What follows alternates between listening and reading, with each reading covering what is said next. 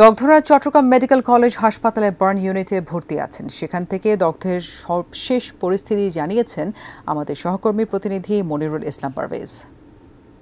আজ দুপুরে চট্টগ্রামের সীতাকুণ্ডর কাশেম জুট মিল এলাকায় SN যে একটি জাহাজ কাটা শিল্প রয়েছে সেখানে একটি বিস্ফোরণ হয়। সেই বিস্ফোরণে 12 জন দগ্ধ শ্রমিককে চট্টগ্রাম মেডিকেল হাসপাতালে নিয়ে আসা হয় এবং বিকেল নাগাদ সেখান থেকে 8 জনকে ঢাকার যে বার্ন ইউনিট রয়েছে শেখ হাসিনা বার্ন ইউনিট সেখানে নিয়ে যাওয়া হচ্ছে, অর্থাৎ উন্নত চিকিৎসার জন্য চট্টগ্রাম মেডিকেল কলেজ থেকে রেফার করে ঢাকায় নিয়ে যাওয়া হচ্ছে। আমরা ডাক্তারদের সাথে কথা বলেছি, ডাক্তাররা বলেছেন যে যেই 8 জনকে নিয়ে যাওয়া হচ্ছে তাদের 80 থেকে 90% শ্বাসনালী বার্ন রয়েছে, অর্থাৎ তাদের কারোর অবস্থাই ভালো নয় এবং অন্য যে 4 জন রয়েছেন তাদেরও বার্ন আছে, তবে তাদের থেকে একটু কম বার্ন রয়েছে, অর্থাৎ প্রত্যেকেরই নাকি শ্বাসনালী পুড়ে গিয়েছে, এ ধরনের একটি কথা আমাদেরকে জানানো হয়েছে।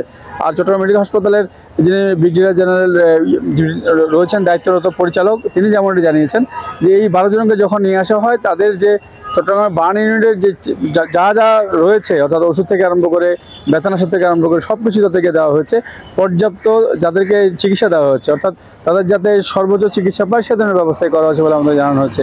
আর BSB এর যিনি সাধারণ সম্পাদক তার কাছে আমরা জানতে চেয়েছি যে এটি তো গ্রিন শিপইয়ার্ড, কেন এই বিস্ফোরণটি হলো, তবে তিনি বলছেন যে এটি একটি অনাকাঙ্ক্ষিত দুর্ঘটনা, গ্রিন শিপইয়ার্ডে এই ধরনের ঘটনা ঘটার কথা নয়, তারপরেও তারা তদন্ত করে পরে আমাদেরকে জানাবেন বলে জানিয়েছেন। তো সর্বশেষ যে তথ্য, চট্টগ্রাম মেডিকেল হাসপাতাল থেকে 8 জনকে ঢাকায় নিয়ে যাওয়া হয়েছে আর 4 জন এখানে চমেক হাসপাতালে 36 নম্বর বার্ন ইউনিট সেখানে চিকিৎসাধীন রয়েছে। তো আপাতত যে বিস্ফোরণে যে 12 জন দগ্ধ রয়েছে তাদের সর্বশেষ আমার কাছে এখান থেকে এতটুকুই রয়েছে।